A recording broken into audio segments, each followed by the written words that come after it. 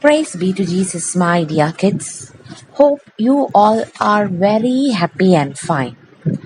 Now, let's start the class with a beautiful prayer song.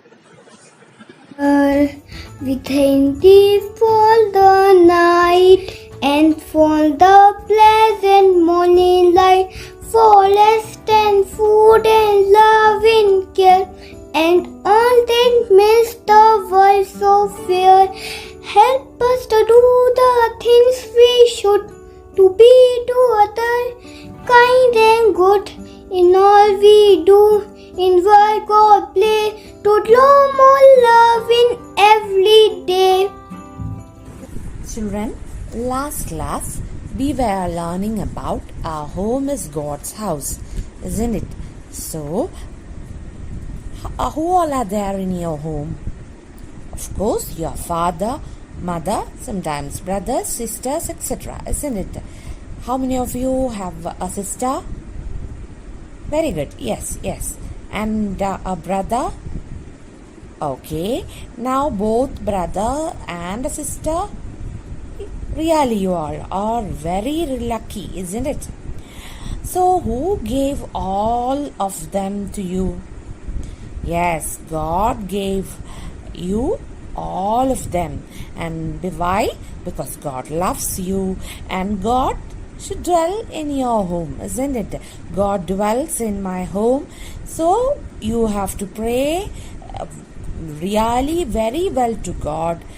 When you study, do you think God is there? Yes, God is there.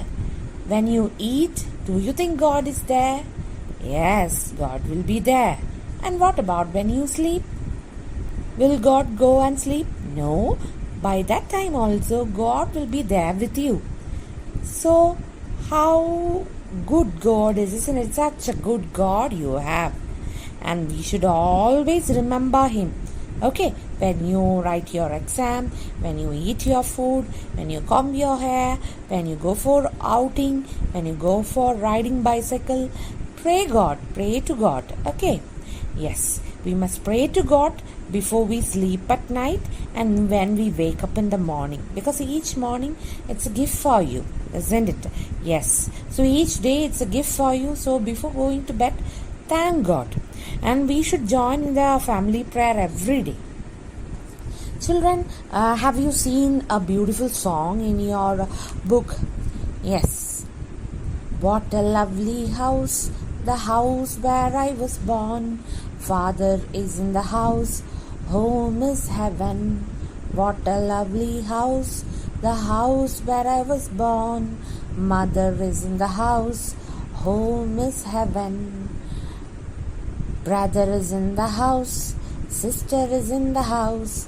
We live together, home is heaven. Like that you can add more words, isn't it? What all things do you have in your home? Sometimes there will be a garden, sometimes there will be a pet for you. So you can add more lines. Will you do that? Yeah, surely you should do. Okay. What a lovely house, the house where I was born. Father is in the house, home is heaven. So what else make the home a heaven? Isn't it? Sometimes it will be the grandma, grandpa, or aunt, or uncle, cousins, everything. You can add in the poem. Will you do that? Yes, and send it to your catechism teacher. Sure? Okay.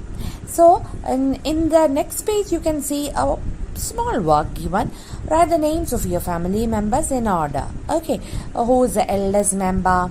It might be your father or sometimes your grandfather or grandmother. Like that, from the eldest person till the youngest one, you have to write in order. That's also very easy one. And Ephesians chapter 6:1 says, children, obey your parents in the Lord. Okay, Ephesians chapter 6 verse 1 says what? Repeat. Children, obey your parents in the Lord. Children, obey your parents in the Lord. This is from which book? Yeah, book for Ephesians chapter 6 verse 1. Okay, so pray God that Lord, stay with me. Okay, that is again a verse from the Gospel of Luke, chapter 24, verse 29. Okay, Lord, stay with me. And let's all take a pledge. Keep your hands straight and take the pledge. Yes, repeat. I will obey my parents. Okay, so you have taken a promise. So, always obey your parents. Will you? Yes. Yes, dear children, what all things, good works can you practice at home? Yes, actually God is dwelling in our house, isn't it? When some guest comes to your house, how will you keep your house? Yes, very neat, tidy. You will spread new clothes, isn't it? On the table, then new bed sheets, then new curtains. If it is not new, also you will clean it, isn't it? Wash it and spread all these things. Why? Yes, to welcome the guest, isn't it? So God, that is the most reverend person. So when he comes and dwells in your house, how should you keep your house? Yes, keep your house and surrounding very clean. Okay, yes, then what you can do? Of course, you can help your parents, because when you are helping your parents, who is watching? There also God is there. And before you eat your food, before you go to bed, you have to pray. That's also very needed, very much needed, isn't it? God is watching all this and He will be very happy. Jesus will be very happy to see children doing all these things, isn't it? That's why Jesus tells us, bring blessings upon the house. So if you are keeping your house clean, if you are obeying your parents, then if you are doing good things, who will be happy? God will be happy, and it will bring blessings upon the house. So you children should be very kind, obedient, punctual, isn't it?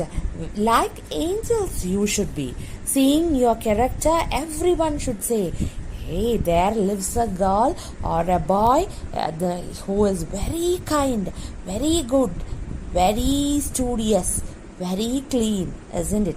That should be the label of a good child. Okay, will you all be very good? Yes, surely you should. Okay, you should be really good children. Okay, dears?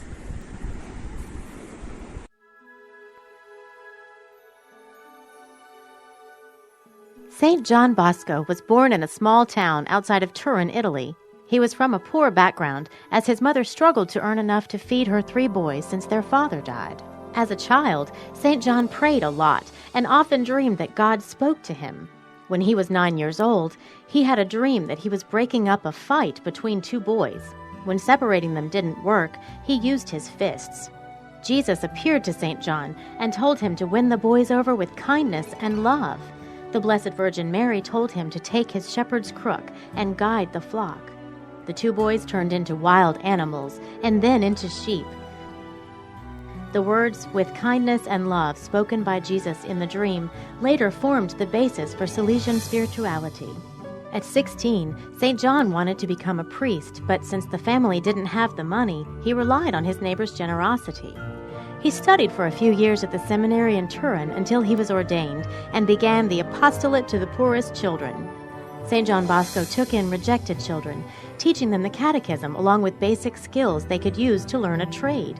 The idea behind the Salesian home was to bring young people closer to God through kind words and an example of cheerfulness. Until the end of his life, St. John Bosco stressed the need to give to those less fortunate, the poor, the sick, and old, stressing that charity is the duty of a Catholic and that giving to the poor should always make the giver poorer in some way. 100 years after his death, Pope John Paul II declared St. John Bosco the father and teacher of the youth.